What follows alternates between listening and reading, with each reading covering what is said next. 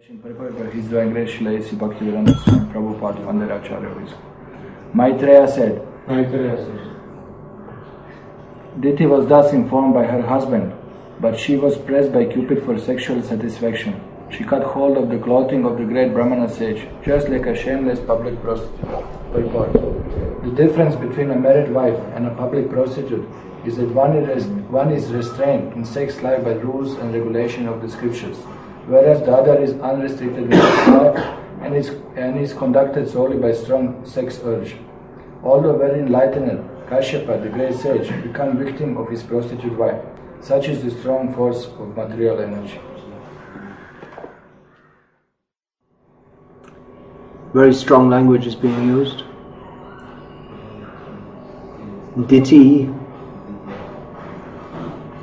is being described as Vrishaliva,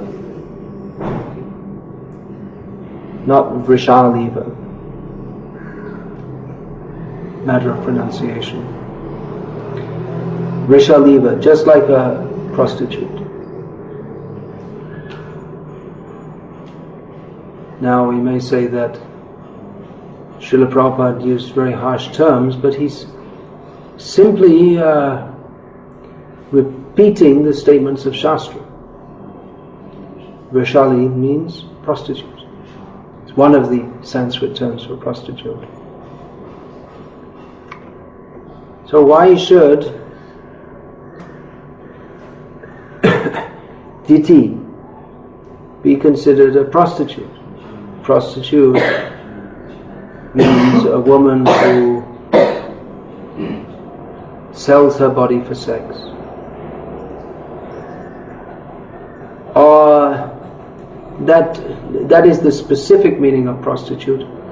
It's also commonly used for a woman who is sexually loose in her behavior. Married or unmarried, if she just associates with different men, she may sometimes be considered a prostitute. That term will be used disparagingly about her, although the specific meaning of prostitute is one who sells her body for sex.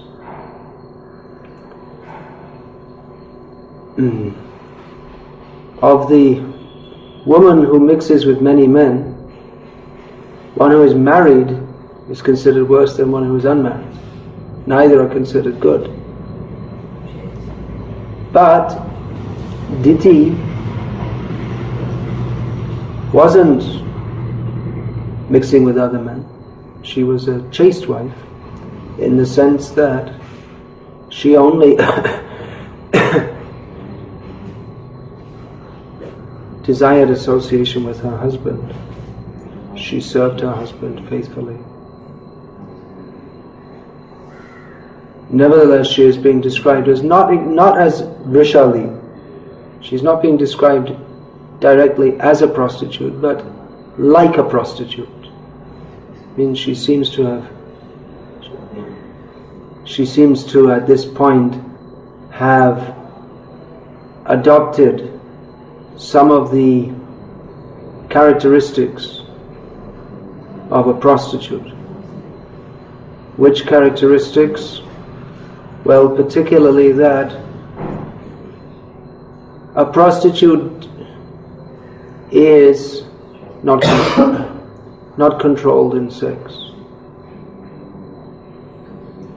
Anytime, any place. If there's a job, take it. She's not controlled. Now, marriage in itself is some kind of that is control over sex life, supposed to be. Although in the modern age, marriage is, as many people in the West say, it's just a piece of paper. They don't consider it anything more than that. That there's no responsibility attached to it. Just for the time being, I would like myself to be identified as the husband of this person, or the wife of this person, or the wife of this man.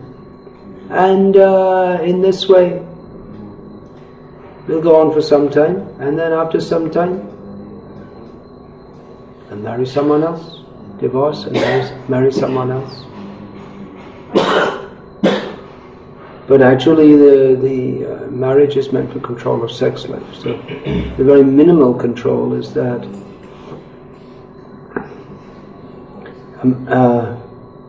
a man, neither man nor woman, should go outside marriage for sex. They may indulge in sex within marriage also. A man may have many wives, but a wife may have only one husband. Except in extremely rare circumstances. If any woman wants to marry many husbands, then she should first demonstrate she has the qualities of Draupadi.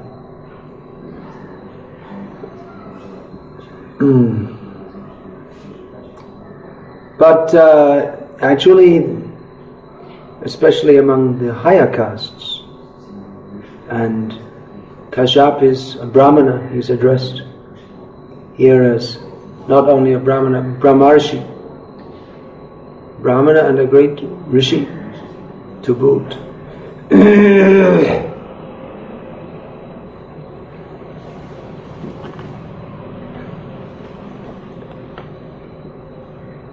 You getting Hindi translation now? Is it going on? No, it's okay.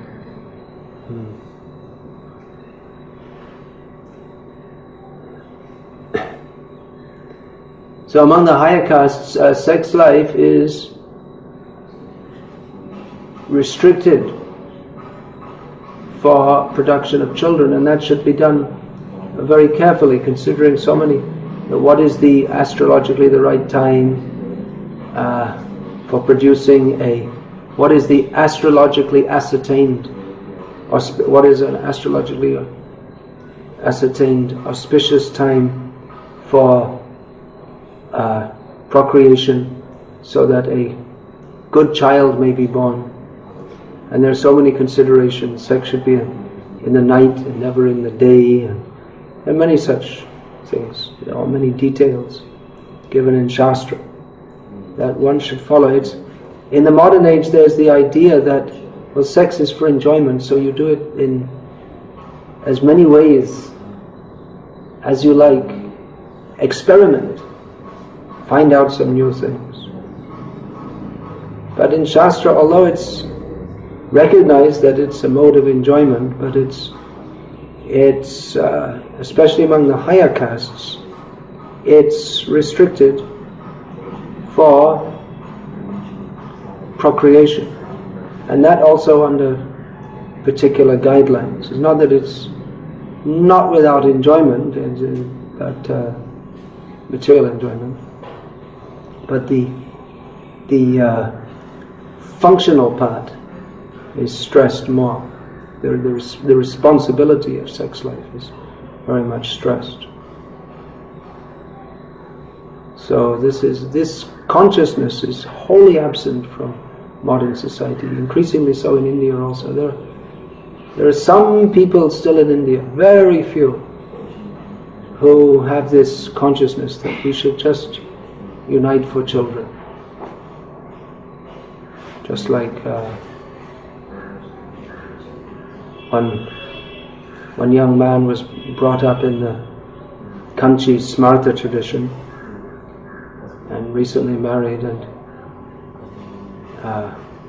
he told his wife that we'll only come together for producing children. And she was also willing to accept. That was even there's that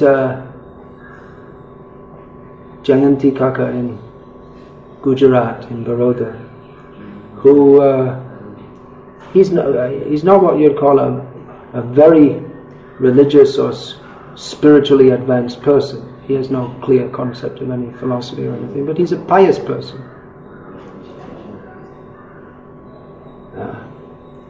So he told me that, I can't remember exactly the age, I think maybe it was 30, that he and his wife agreed that we won't have any more children, and they observed brahmacharya ever since. He's over 80 years old now.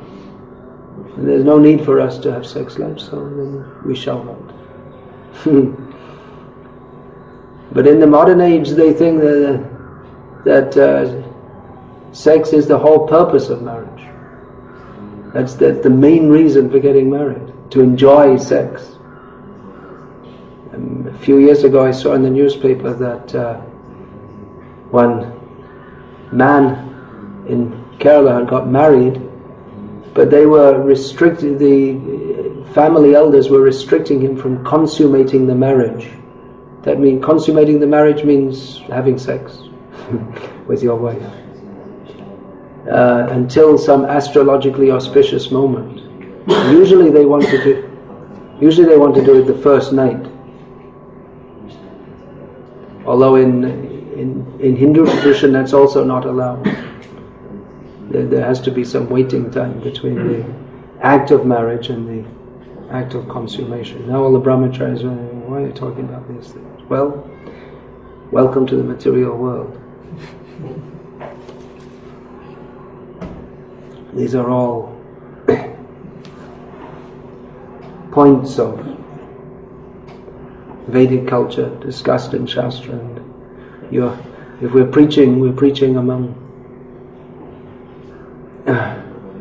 people of the world who mostly are not renunciates, and we'll have to see how much how many of our staunch renunciates who don't like to hear such things even. They may need to hear for their own personal application later in life when they become manmaton matata, as it is stated here. Yeah. Manmata means Cupid. Mana means mind, and mata comes from the same. It's the same. It's the verbal form of mantana, which means churning. So he who churns the mind, just like you see them churn the yogurt and make that, it means it's all agitated. So man maton matita, agitated by the agitator of the mind. Here it's described about ditthi. But we find it may happen, especially manmata. For him, brahmacharis are a challenge. That let us see if you can remain not agitated.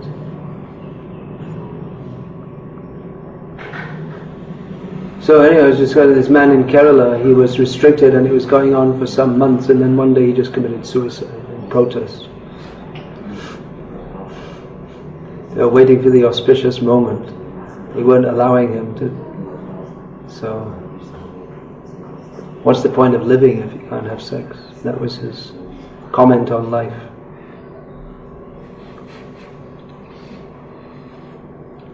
So he's really in trouble now, because then he's become a ghost with extremely strong desires. It's a very suffering condition for ghosts because they can't fulfill their desires, and therefore out of envy they give trouble to others.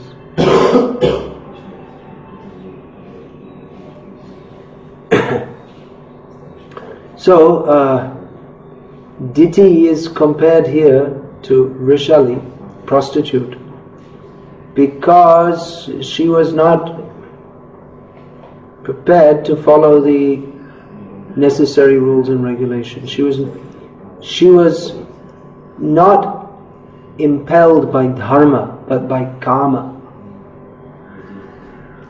Dharma means, well, what does it mean? That's a very difficult thing to define.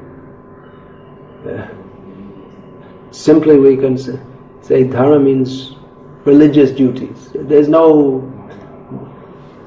very difficult to define dharma, worldly dharma. It's very difficult to define, even in Sanskrit, what to speak in English, to give a composite definition of what it means. But we can simply say religious duties. So everything should be, those who are on the karma kanda or the jnana kanda, or even those who are on the bhakti marga, to a large extent, even on the bhakti marga, to a large extent one has to follow the rules of dharma, worldly dharma, as given in Shastra. If one acts according to kama, then that is demoniac. Ya shastra vidimutsrijya vartate kamakarataha nasasiddham avapnoti nasukam naparam gatim. At the end of the chapter, in which Krishna mostly dedicates to describing the demoniac, the qualities of demons, he says that those who transgress the injunctions of Shastra, which means that most of the injunctions of Shastra are on the platform of worldly dharma. Those who transgress the laws of dharma and act according to their whims, kama karata. Those who act, instead of acting according to dharma, they act according to kama, and they're classified among the demons, and they cannot attain perfection. Nasa siddham avapnoti nasukam, they cannot achieve happiness. Naparam gatim, they cannot achieve the supreme destination. So the very strong condemnation is given here of Diti's behavior at this particular time. And see the result. The result was she gave birth to the greatest demons ever seen in the universe up to that time. Very severe demons. Because one thing that she didn't want to follow the rules of dharma, and because of that she impelled her husband to also transgress the rules of dharma. He shouldn't have done so. He should have refused to go along with her proposal. He should have been the boss. That's another reason why she is being compared to a prostitute, because actually the wife's duty is simply to follow the husband. Husband is called Swami. And he explained to her, actually this is not good. What you're proposing is not good. She should have accepted that. But she didn't. So, as Chaitanya Mahaprabhu said, Swamina manale Vesha madde gani. Tare Vesha madde gani. There are those who, a wife who does not follow the husband, I consider just like a prostitute. Actually, it was in a different context, Chaitanya Mahaprabhu. It's anyway. Many of these statements in Shastra, they have so many subtle levels. It's in English translation you actually lose many of the subtleties.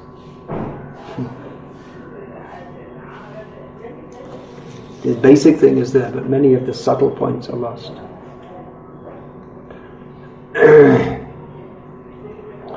So because she didn't accept her husband's reasonable words, he wasn't saying anything. Actually, a wife, sometimes she may even follow the adharmic instructions of her husband, because to follow her husband is her dharma. So even if he says to do something adharmic, it may be that sometimes she'll follow that to maintain her dharma of following her husband.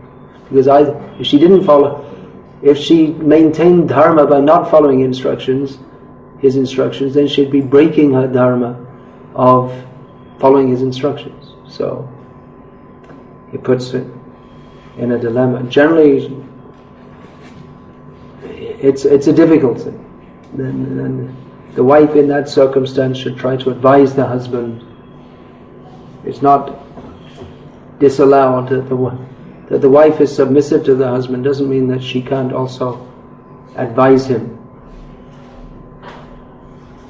One of the functions of the wife in Shastra, it said that she's like mantrani or minister among other. She's like, in different circumstances, different times, she's like friend, mother, enjoyer,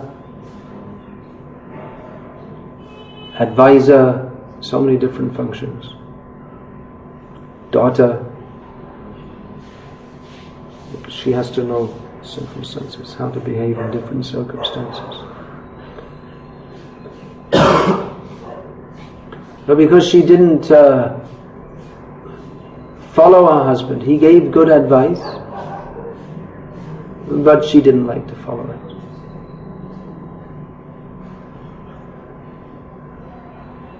So Srila Prabhupada says, he's given an analysis about the father and the son, which also applies in the guru and disciple relationship. Here the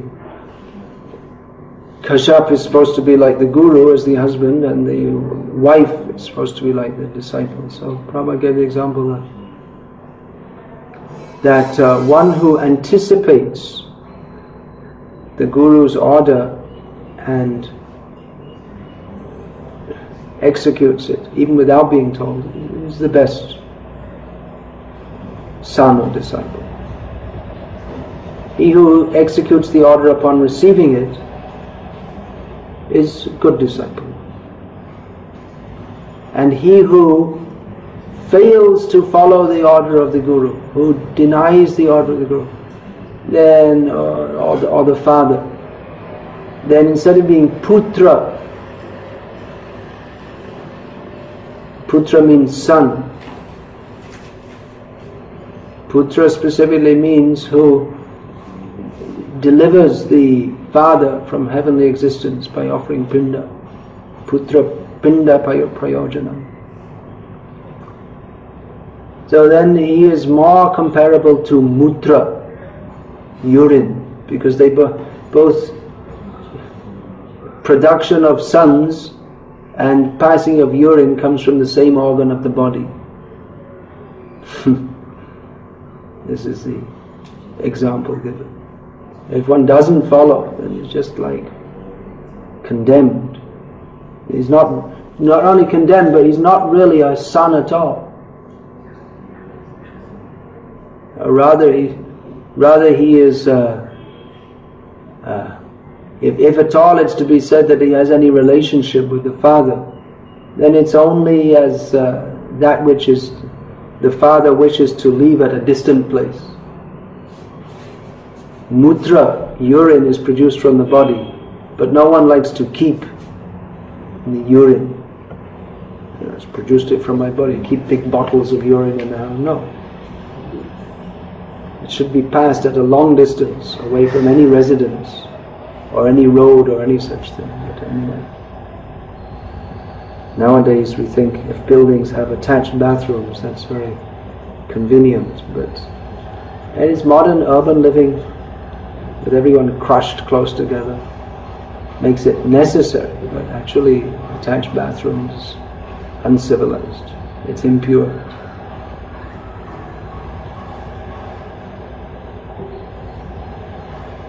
So it's expected that the son should follow the order of his father. Last night we were discussing Prahlad Maharaj. He didn't follow the order of his father because actually Prahlad did follow the order of his father because he understood who his real father is.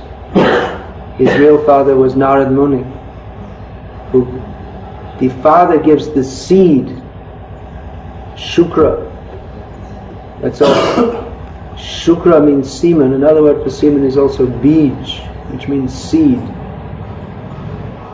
So the material father gives the seed by which the body is born, but the spiritual father gives the bhaktilata bij, the seed of devotional service.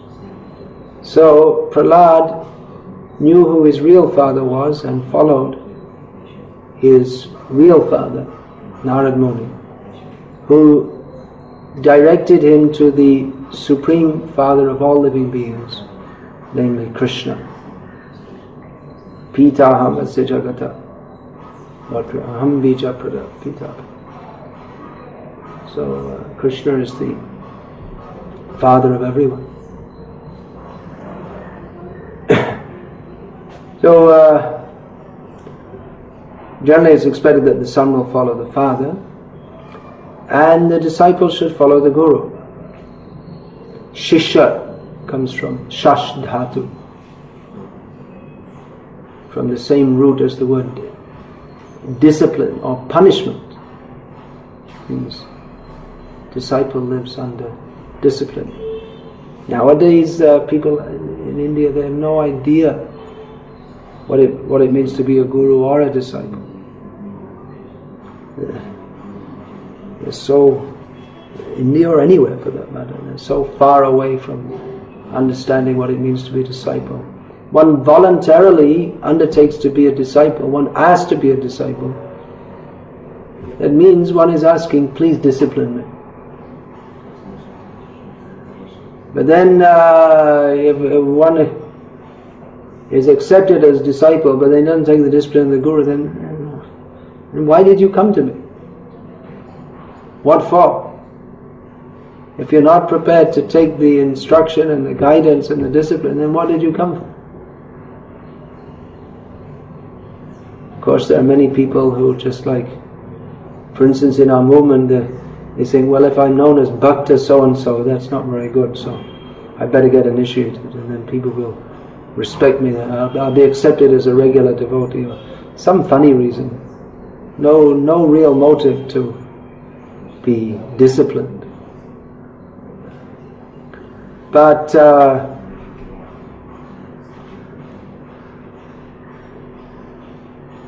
disciple is expected to follow the order of the spiritual master.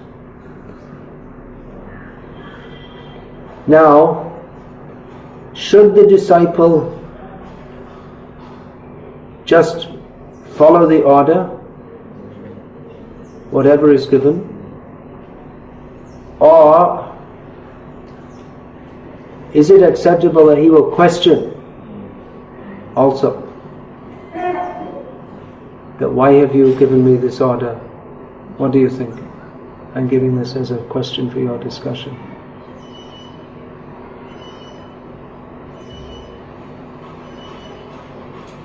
Any suggestions? I think it's good, the disciple knows why he's instructed. Kishore Prabhu thinks that he suggests that thinks it's good that a disciple should know why he's being instructed. Just wait a second, I can't hear.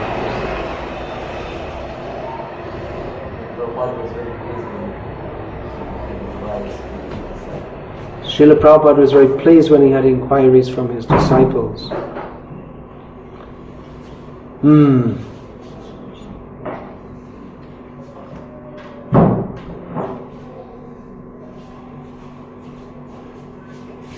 On principle, one should accept the order of the spiritual master with the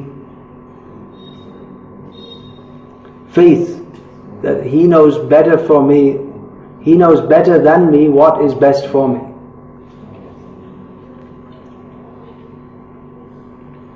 But one may question also. There's a matter of attitude in questioning. If one questions in a challenging way, that is not very good. But if one questions to understand why, then not trying to avoid the order, then that is quite acceptable. And that is, actually the Guru wants also a disciple should understand. Just like we find Arjuna asked Krishna, Krishna had given not exactly some instruction, not in terms of practical instruction, not an order. Instruction, yes, but order, no. But Krishna was speaking to Arjuna, Imam Vivasvate Yogam Praktavana Hamavyayam. I spoke this knowledge to Vivasva, and then Arjuna asked, Katam etad vijanayam tvamado praktavaniti. How can I understand that you spoke to Vivasva such a long time ago, when we are both contemporaries? So Arjuna didn't understand how what Krishna was saying was true. He couldn't understand how it could be true. Therefore he asked, how? Katam, how? How is it possible? And then Krishna answered him. But in general, a devotee shouldn't be so neophyte that he has to question everything. And you can go on questioning, and then ultimately, why should we serve Krishna at all? Well, if you didn't understand that much, then you shouldn't have become you're not ready to become a disciple yet. The basic principle that I'm here to serve, that should be basically understood. How we serve, that will remain to be seen. And the spiritual master also wants that the disciple should become mature enough that it's not that he's simply like some robot taking orders, but that he becomes mature enough to understand the mission of the previous acharyas and can take some initiative in the preaching mission. Of course, what often happens is that devotees, when they're still in their very neophyte stage, they want to run here, run there, do whatever they like, without a mature commitment to the preaching mission. So that's different. It's whimsically just taking up different plans and dropping them and not doing any significant service, that is not very much appreciated. Nor is that helpful for the advancement of the so-called disciple. But if one is seriously committed, mature devotee who is shown by practical service over some time his commitment to surrender in service to the mission of the acharyas, then certainly the spiritual master will be pleased, and automatically, not only will the spiritual master be pleased, but automatically the disciple will receive inspiration from within the heart. Krishna will give inspiration. If he's serious to serve, Krishna will give inspiration from within the heart how to serve Krishna in different ways. But that again, he should preferably have that confirmed by the spiritual master. Now there's a difference between that and some whimsical neophyte who's never done any committed service and they feel all different inspirations within the heart to do different things. That is not inspiration by Krishna within the heart for service. That is more likely to be the inspiration of Maya, which is keeping us not even steadily fixed in devotional service. So there's a difference between a devotee coming and asking the spiritual master that, yes, why should I do this, or can I do this on a mature platform, giving some proposal, and negotiating with the spiritual master. Just like if you go to buy fruit at the market, you say that, well, I want to buy this fruit and this fruit and that fruit and that fruit, and they'll say the price. You say, well, look, I'm buying 300 rupees worth of fruit, so why don't you give me some less price? And they'll say, okay, we'll cut it by 2 rupees. And say, no, you can. And then you propose a lower price. And then he comes up a little bit, and after negotiating back and forward, you come to some middle position and you agree and then you go on. So one shouldn't approach the spiritual master like this. I have my idea and he has his idea and I'll negotiate and I'll get as much as I can from my idea, and by my discussions and my logic I'll try to show how my idea is better than his idea, and in this way I'll try to get, if fully I can do my thing with his blessing, or many they come, they're not even negotiating, only I'm going to do this and you give your blessing. Not even negotiation. So these are not the proper attitudes. One should rather not be like a prostitute with manmaton matita, the mind agitated by personal desires. Even in the name of Krishna consciousness, there are so many personal desires. We mix up our personal desires with those of Krishna consciousness. So anyway, somehow or other to be in Krishna consciousness is good. But really, if we're going to make any advancement and do something to push forward this mission of Krishna consciousness, do some significant service that is pleasing to the acharyas, then we have to shift from the consciousness of how I will enjoy myself in Krishna consciousness and shift our consciousness to how I will surrender to the mission of the acharyas. Just like we could just, do a little service here and there, go to one temple, go to another temple, learn some bhajans and sing some songs and go to one festival. In India there's always a Rath Yatra somewhere, practically throughout the year. And then there's the Mayapur festival and the Vrindavan festival, and after the Mayapur festival, and then there's Kartik month in Vrindavan, and you could spend your whole year going to different festivals and going on, just being there and having a good time and this and that. But maybe this is an extreme example, but like this, if we're simply thinking that, well, I will enjoy myself in Krishna consciousness, one cannot really get the mercy of Krishna.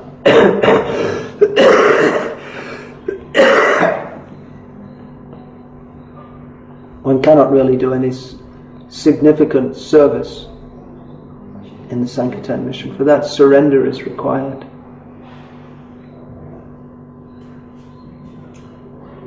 But it's easy to find reasons not to surrender. Krishna conscious reasons. Apparently Krishna conscious. Just like one may be in a place where he feels this, I don't like it here. It doesn't satisfy my senses. I don't feel like being here. And then it's easy we'll find this fault, that fault, another fault. And then go to another place. And where we find it's more suitable for our own version of Krishna consciousness. And then after some time, because actually in every ashram there's pressure to do service and surrender and follow the instructions of the local authorities and so many things. Then we'll also find some problem there. And this way we spend the whole life going from one place to another place. And in every case, nothing wrong with me, it's the local authorities there. In every place they're wrong. So like this, one fails to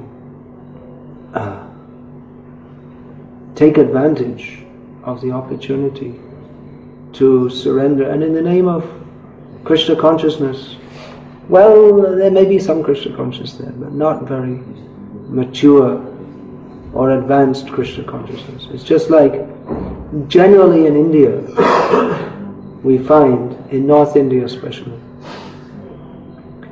followers of bhakti. There are many people who consider themselves followers of the bhakti marga, Vaishnavas or whatever. But their general outlook is how we should enjoy. Just like someone will go to Vrindavan and they'll visit all the different temples and they'll come back and someone will ask, well, how was your visit to Vrindavan? Oh, bahut anand hua. It was very enjoyable. But that means they never went to Vrindavan. Because one doesn't go to in Vrindavan to enjoy. One goes to Vrindavan to serve. But very few people understand this. This Bhaktisiddhanta Saraswati Thakur said, the whole essence of my preaching is just to have people understand this point. That Krishna is the enjoyer and we are the enjoyed. But how few people can understand this. Even in the name of bhakti, most people who come to bhakti, they're looking for their own enjoyment through bhakti, instead of thinking of Krishna's enjoyment. But this is not bhakti.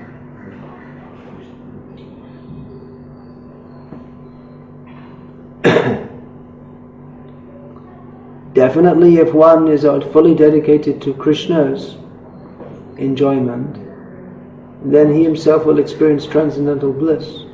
But if one is thinking of his own, now I shall enjoy transcendental bliss, I should enjoy, then he remains a materialist in the garb of a devotee, and is therefore called a prakrita bhakta, or materialistic devotee. Not really a proper devotee at all. Just like Diti here, is being compared to a prostitute. That means she's not really a proper, at this particular point, she's not really acting as a proper wife at all. For a wife to be compared to a prostitute is not really like a wife at all. So for a devotee to be compared to a material, prakrita bhakta, means not really a devotee at all. Something, not totally rejected,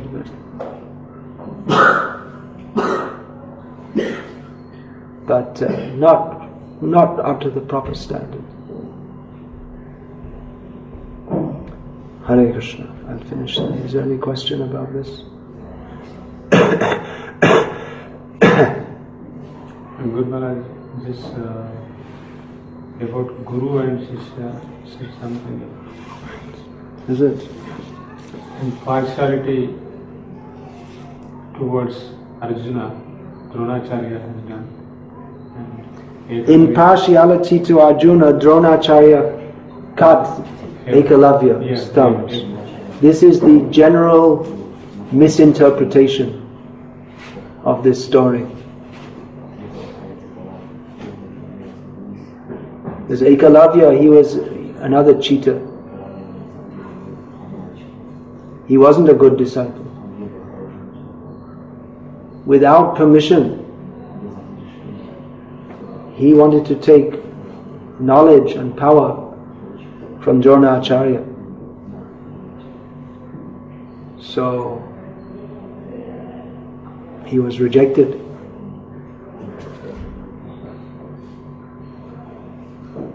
Not out of partiality. It may appear like that. But he was rejected for being a bogus person. And he was also demoniac by nature. In the Mahabharata fight he also turned up and he was on the wrong side. I think he was killed by Krishna actually. Krishna killed him eventually. Whom? Krishna. Krishna killed who? Ekalavya. They killed him. He's not a good guy. He's a baddie. But he renounced.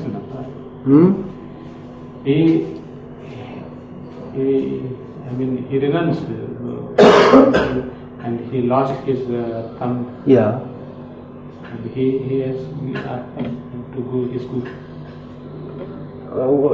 He surrendered his... he surrendered his thumb to his guru. That doesn't mean that he invoked the pleasure of his guru, or that he was a good disciple. Even the demons follow gurus for the sake of getting power from them for sense gratification.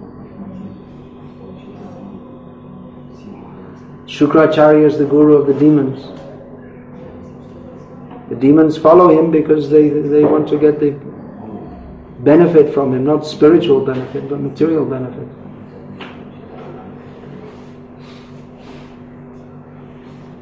And that's the problem. The people, they hear you.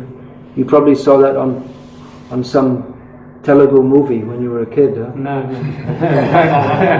Surrendering. I mean. No, it's a well-known story. I mean, my point is that you receive this knowledge or this understanding through some karmi source. Even if it is probably most of the Telugu people get it through these Telugu films, which, as far as I understand, they're quite faithful to the original Mahabharata. Ghatotkacha is the most famous in Telugu language. Is it? Or Karna? These are the famous ones. The stories from Mahabharata made into movies. So for Karna, yeah, that's the most popular. So, from what I understand, I don't know Telugu, but they're quite faithful to the original script, and they're quite tastefully presented. However, unless one is a devotee, he cannot understand Shastra. So superficially it appears that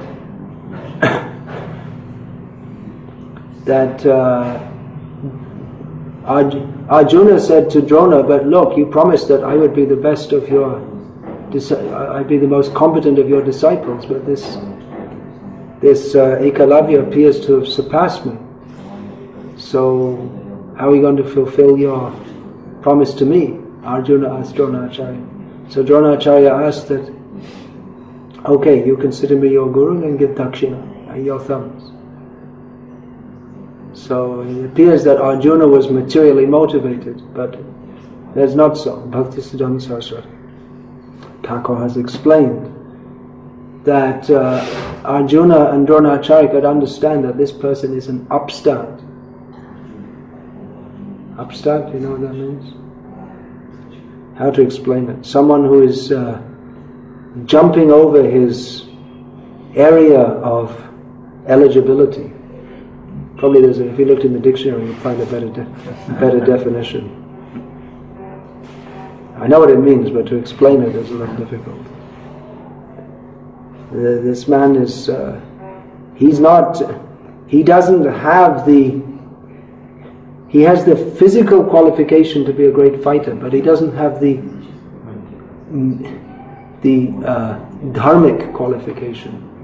His mind is not fixed in dharma. So he's the wrong person to receive this knowledge. That's why in general you see this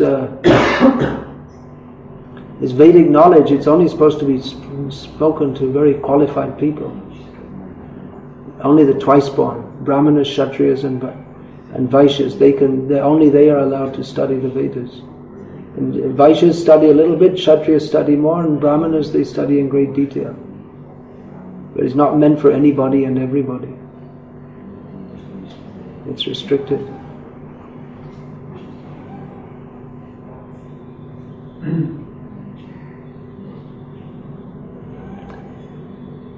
So, any other question?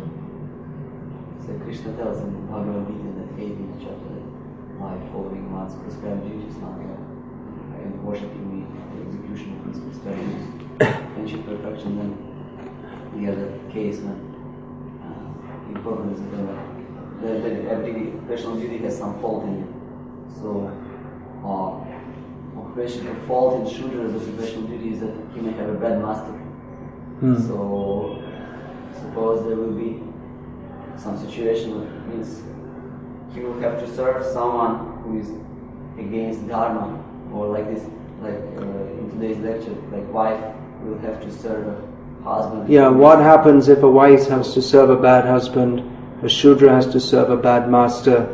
Well, I touched on that question slightly in the class, that if the husband advises the wife to perform some act of adharma, then she's put in a difficult situation. This is called dharma sankat. It means when principles of dharma they clash. So should she follow the dharma of being submissive to her husband? Just like it's a very common thing that the husband may press the wife for sex even without proper preparation or any such thing. So should she follow that? Should she submit to her husband? Or should she refuse and say, no, this is not dharmic?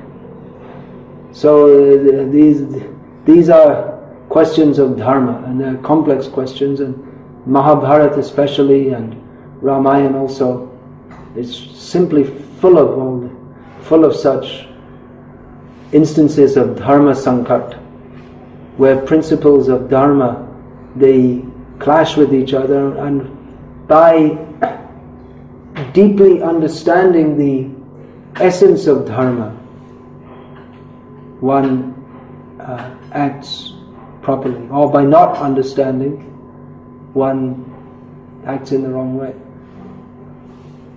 So it may be very difficult to understand what is the actual fact,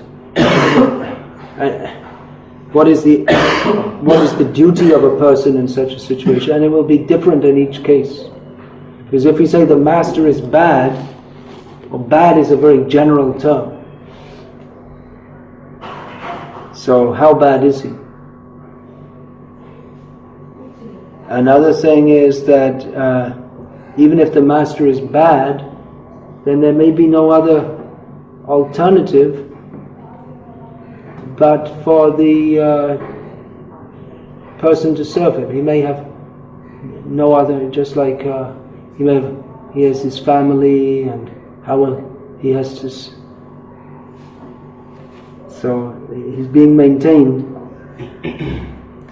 by the master. So even though the master does some bad things, he may be obliged to serve him. Just like Prabhupada's sister, she was a devotee, initiated devotee.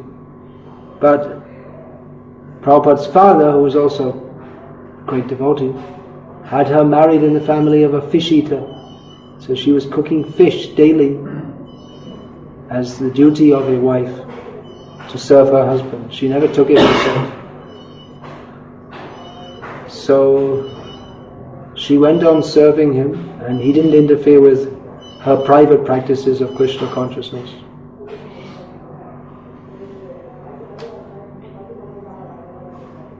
So there's one example. Often you see in our modern ISKCON, what happens is that either a husband or wife will cite the misbehavior of the other, and on that basis desert them and have separation or divorce or some such thing. But in general, except in extreme cases, this is not at all to be allowed, because everyone has some fault. And then if you say that, well, he's not following, he got up at 2 seconds past 4, so abandon him. He's not following dharma. You switch that phone off, please. Are there any instances in Shastra faulty? I couldn't hear because of the Are there any instances syncopation caused by coughing? in Shastra? Are there any instances in Shastra? Well, I don't know all of Shastra, so if I don't know, then I might be able to give an answer. Yeah, no? When this occupation was given up by inferior person. Occupation was given up by an inferior person? Yes. As I asked that when Shudra serves a person who may not be fully up to the standard. So are there any examples when this engagement was given up by inferior person? Shastra, I don't know. There's tradition that, we see that. What do you mean? That a Shudra left a bad master or something like that? Something like this. Means, I don't know. Well, this may not be exactly a Shudra giving up, but we find that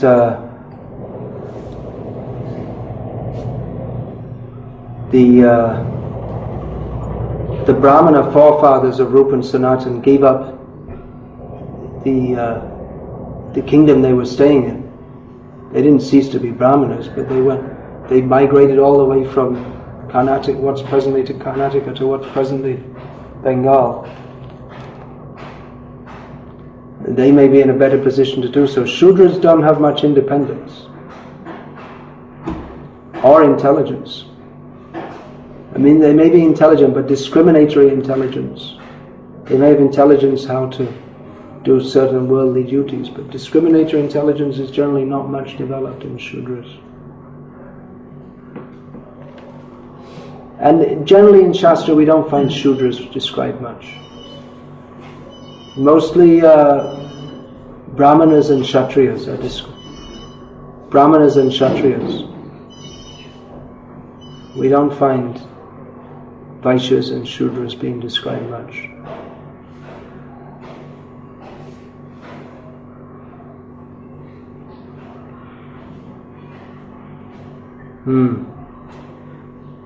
Yeah.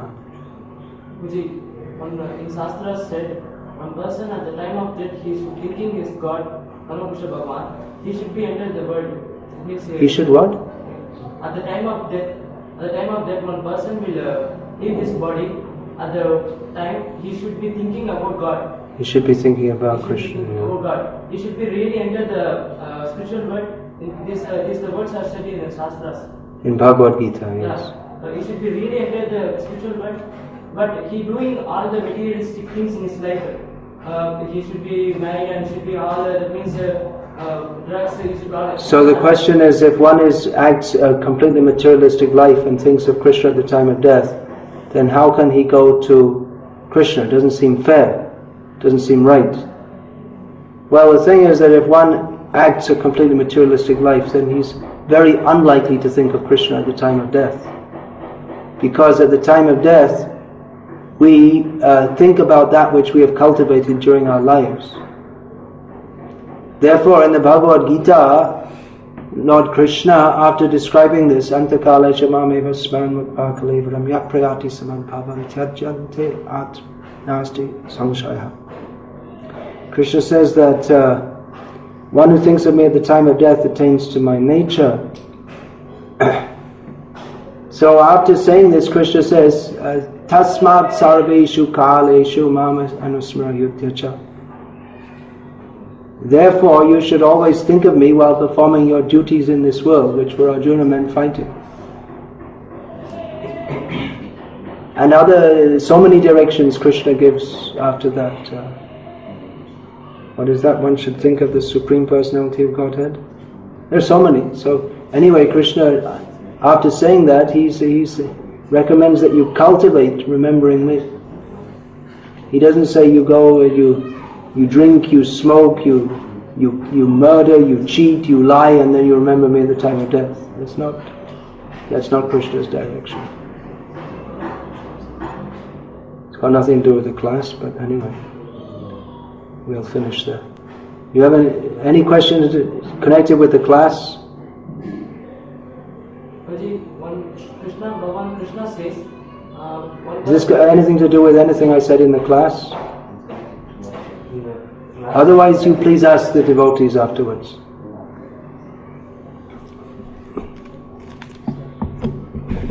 Hare Krishna. Srimad Bhagavatam ki jai. Srila Prabhupada ki jai.